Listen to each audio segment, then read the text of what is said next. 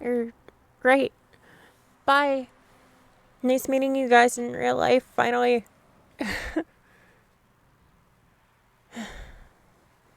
So, can you believe those three leaving us all alone just to go off and drink? Well, were they what you expected? I mean, I know we open our cams all the time, but it's different seeing you in real life, you know. Well, yeah. I guess it's a nice change of pace. We've known each other for a year now, and everyone feels different, but the same in real life. If that makes any sort of sense. Well, I didn't actually expect Lacey to hug me that tight, especially since I was kind of trying to lay low for this meetup. John was right. He acted a bit colder in real life, but you can tell he's still having fun.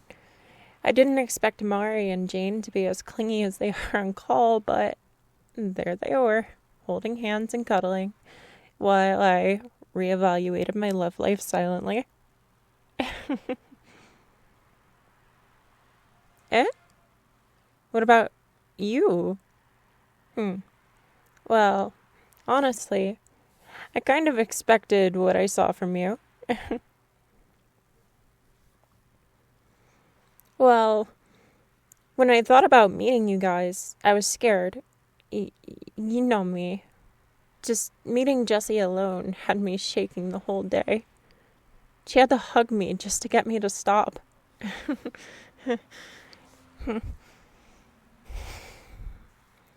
With all of you guys, I guess I was scared I would short circuit or something. So many people, so many faces. I can barely handle one, and I already knew her well beforehand. I told you all I was socially anxious, but I wasn't sure if I was underselling it or not. I was so scared you would all be weirded out by me when you found out how I actually was.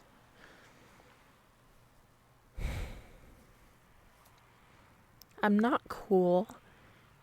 I play video games all day. I cry when I hear loud sounds, and I never go outside of my room. I didn't want you guys to see me like that, but suddenly everyone was in the area, and people started buying plane tickets. Plane tickets!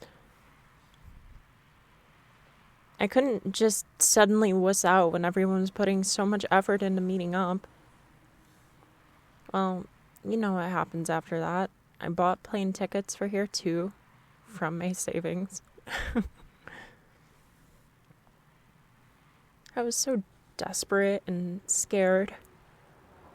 But then again, I never really was scared of meeting you, because I never was anxious around you. You're like my safe space. When we first met, it was a bit weird. I was even more of a mess than I am now. Not even turning on mic whenever I joined calls. And barely even talked to anyone in real life, too. I was just shut in, through and through. And to be honest, I was terrified of you. You were so the opposite of me. You were so extroverted, so beautiful, so shining. I didn't know how to approach someone like you. I tried to stick to the background of calls a lot, but you'd always point out my messages in the VC text chat. You'd always make sure I'd be seen, and when things got overwhelming, you'd give me space. It's like you saw me. I decided to open my mic because of you. And then later, my camera. You're the reason why I got at least a little bit more confident or confident enough to meet you guys in person. You always look out for me. You always care for me, even though I don't deserve any of it. When I saw you, everything was so much easier. Everything coming naturally to me after then. Sorry for hugging you so tight earlier, by the way. And clinging onto your arm like a scared cat what was basically the whole meetup.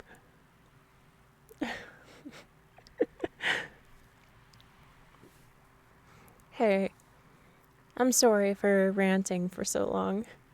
I guess my thoughts were really jumbled.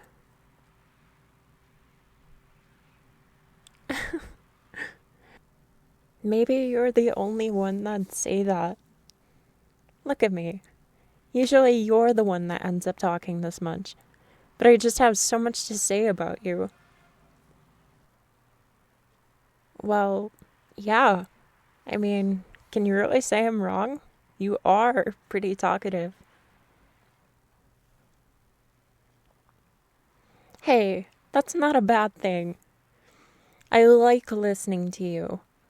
I just hope I'm not too boring since I always let you do the talking.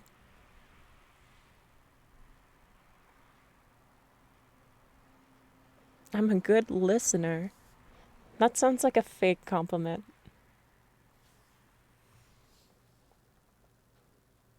Our first private call.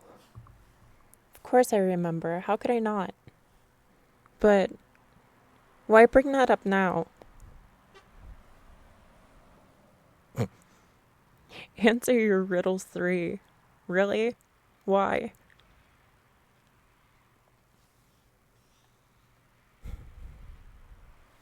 You know, proving I'm a quote-unquote good listener doesn't make this as fun as you might think, nor is it a good motive. It still really isn't a compliment, and I don't do enough for you to really warrant this.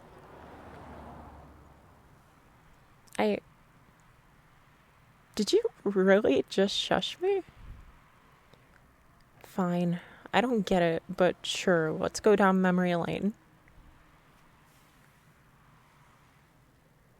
Why did we have that call in the first place? I remember we were talking with some people, and suddenly you burst into tears. I don't know what I was thinking, but I left the group call and called you in DMs instead. I think it was to get you away from the crowd.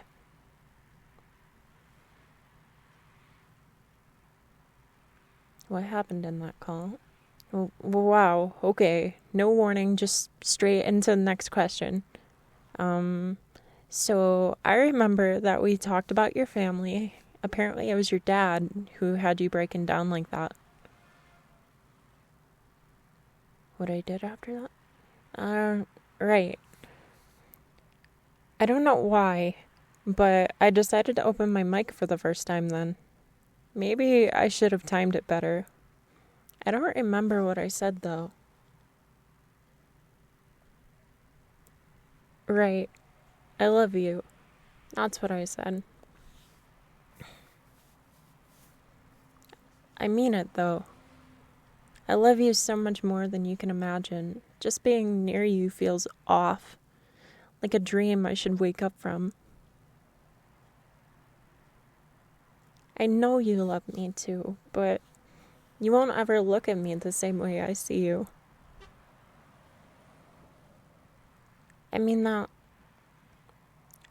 I love you. I love you that way.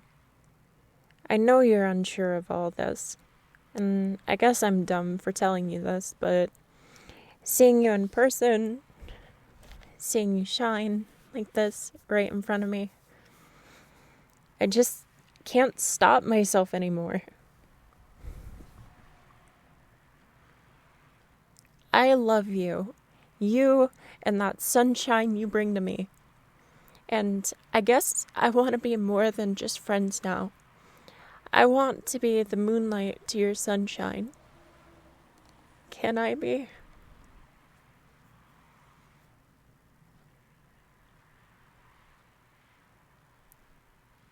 I, I, I can? I can? Ooh, wait, did you hear me right? Are you serious? You just... You're too good for me. All I've done is inconvenience you, and I put so much pressure on you, and... This is why you brought up that night, our first call? It serves as an example.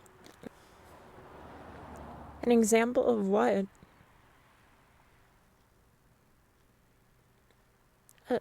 All that I've done for it. No, no, no, no, no, no, no. I don't do nearly enough for it.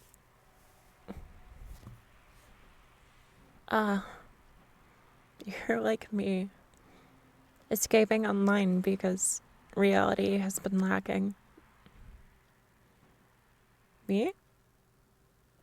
I thought I was annoying you with all my messages and check-ins. So I'm your safe space. So I helped you too. And you really do love me too? Right.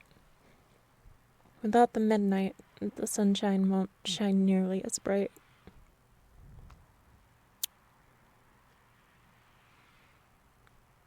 I love you. Can I stay the night? I know your place is closer than my hotel. Thank you.